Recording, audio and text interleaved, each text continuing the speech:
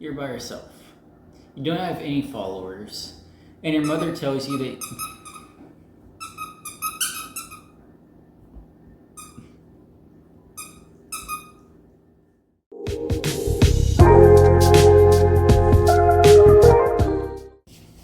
you're by yourself. You don't have any followers, and your mother tells you that you should go and see your cousin John at the Jordan River.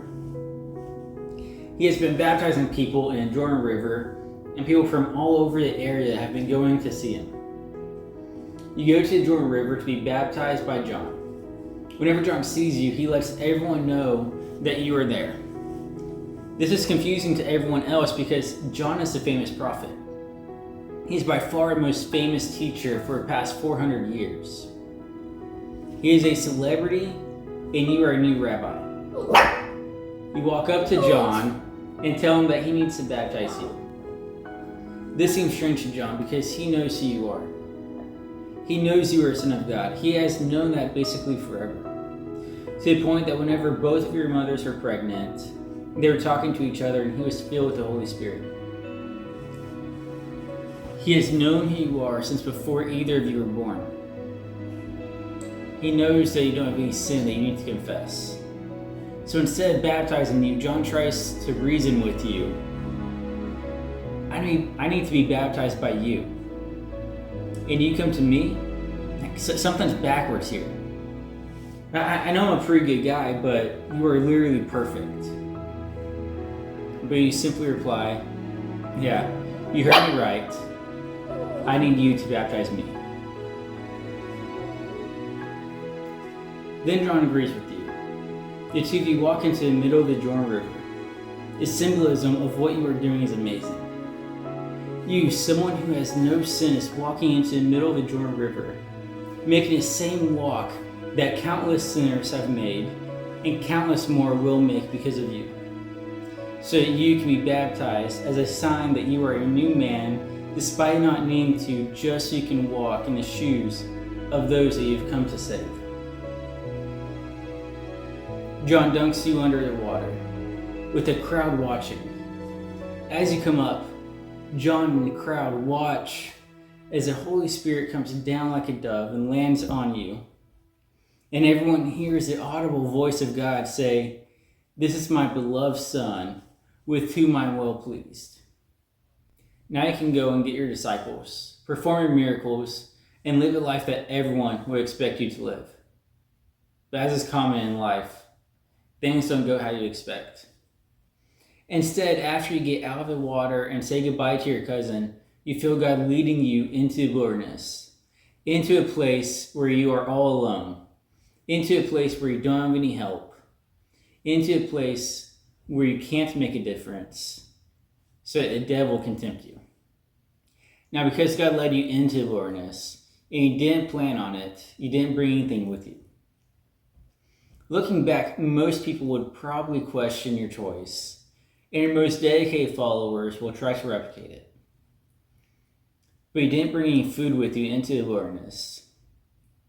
And now that you don't have to worry about unimportant things like eating, you can focus your time on God.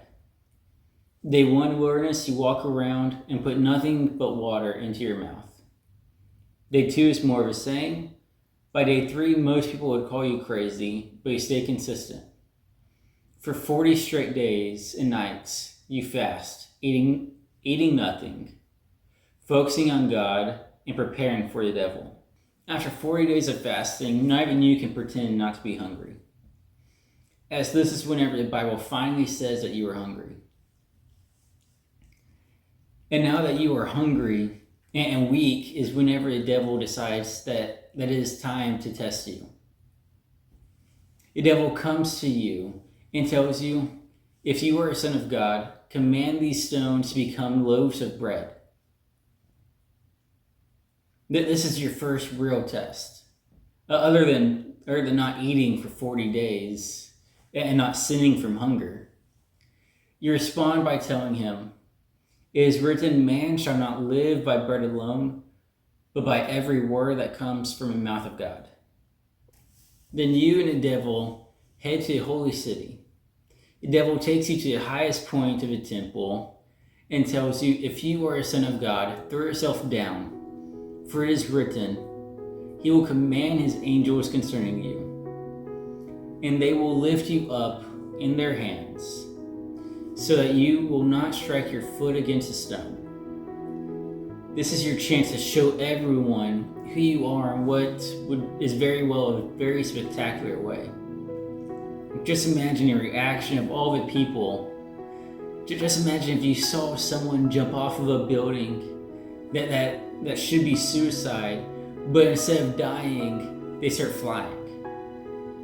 But you answer him by saying, it is also written, do not put the Lord your God to the test. You have stopped him once again, but he has one more test for you. He takes you up a big mountain to show you all the kingdoms you could imagine, and tells you, all this I will give you if you will bow down and worship me. Now that is tempting. Like try turning down everything that you could want, but you respond, away from me, Satan, for it is written, worship the Lord your God and serve him only. At this, the devil finally gives up and he leaves you. Once the devil leaves, you see angels come down and go to you, and they start taking care of you and making sure that you are okay.